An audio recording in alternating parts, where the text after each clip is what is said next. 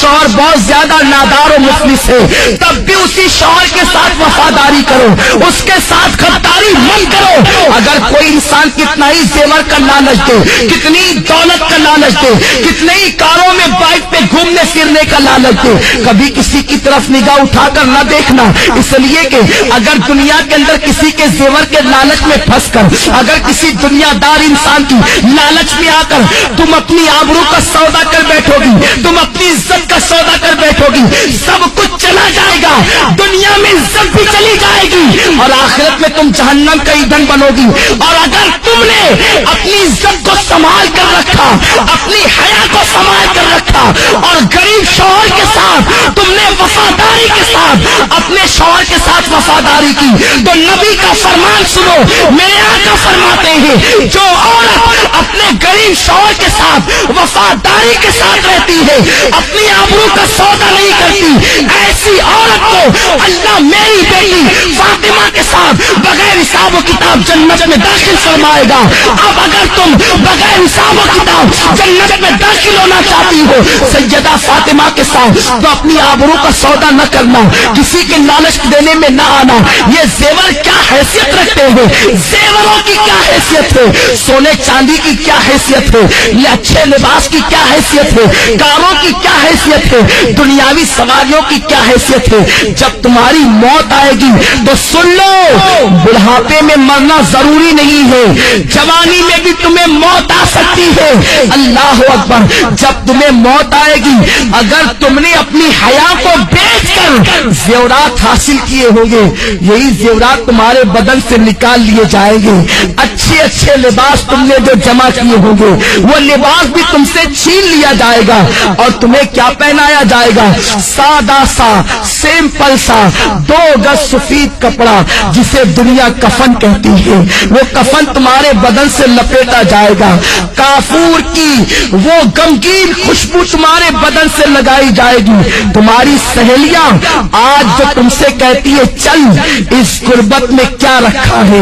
اس غربت میں کیا رکھا ہے، چل چل کر عیش کی زندگی گزار، یاد رکھنا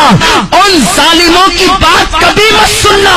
اے سیدہ فاطمہ کی کنیزاؤں، نبی نے اپنی بیٹی کا نکاح کسی کروڑ پتی کے ساتھ نہیں کیا تھا، نبی نے اپنی بیٹی کا نکاح ایسے علی کے ساتھ کیا تھا جس کے پاس گھر بھی رہنے کو موجود نہ تھا۔ حضرت علی کے میں سے میرے آقا کہتے ہیں علی میں فاطمہ کے ساتھ تمہارا نکاح کرنا چاہتا ہوں۔ علی ایسے تھے اس وقت ان کے پاس مہر دینے کے لیے پیسے بھی نہ تھے، کپڑے پہنانے کے لیے پیسے بھی نہ تھے۔ عرض کرتے ہیں یا رسول اللہ، نہ مہر دینے کے پاس میرے پاس پیسے ہیں، نہ کپڑا خریدنے کے لیے میرے پاس پیسے ہیں۔ حضور فرماتے ہیں میری زرہ لے کر کے جاؤ، اسے بازار میں بیچ دو اور کپڑے خرید کر کے لاؤ اور فاطمہ کا مہر ادا کرو۔ میں پوچھنا چاہتا ہوں، نبی چاہتے تو اپنی بیٹی کا نکاح کسی دولت مند کے ساتھ کر دیتے، بڑے بڑے دولت مند میرے سرکار کی بیٹی کا ہاتھ مانگنے کے لیے آئے تھے، مگر نبی جانتے تھے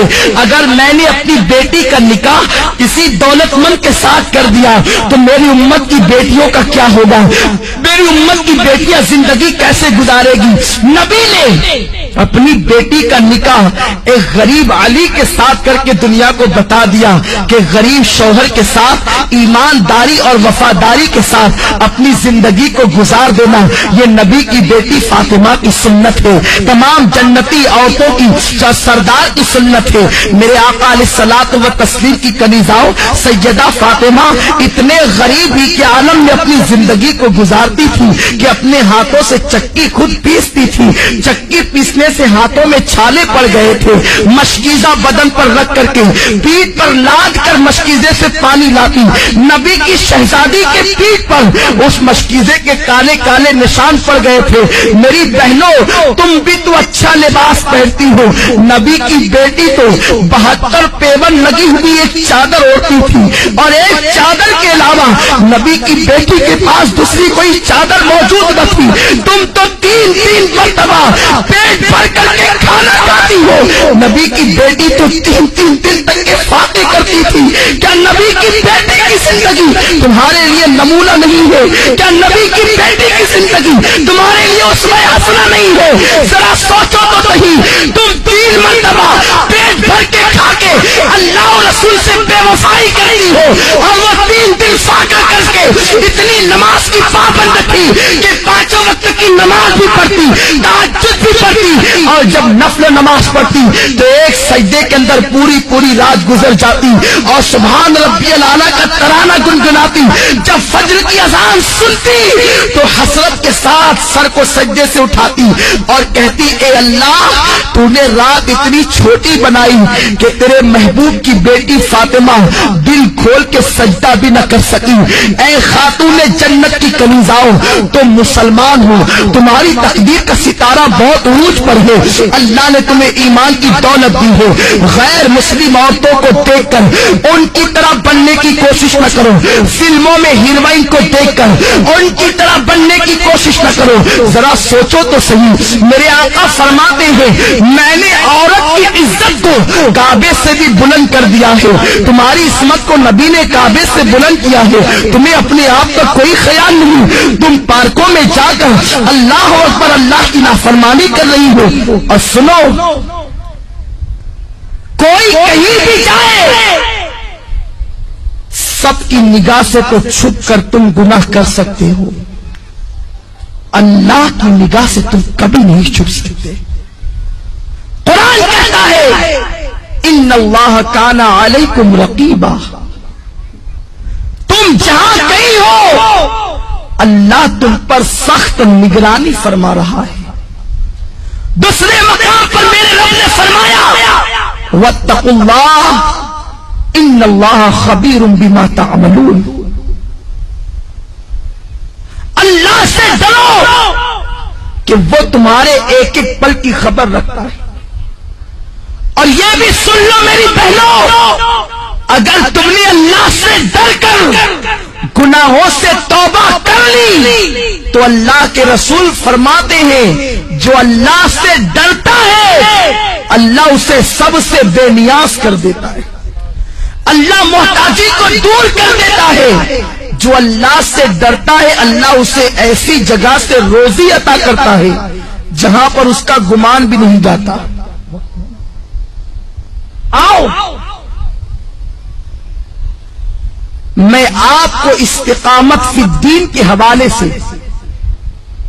اور اللہ کے خوف کے حوالے سے ایک بڑی پیاری حکایت پیش کروں۔ امام یافعی علیہ رحمت و رضوان فرماتے ہیں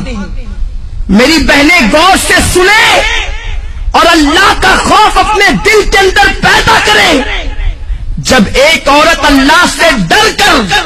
گناہوں کو ترک کر دیتی ہے تو اللہ اس کے مقام کو کتنا بلند فرما دیتا ہے۔ امام یافعی رحمت اللہ تعالی علیہ فرماتے ہیں 2 دوست تھے، دونوں میں بہت زیادہ پیار و محبت تھی،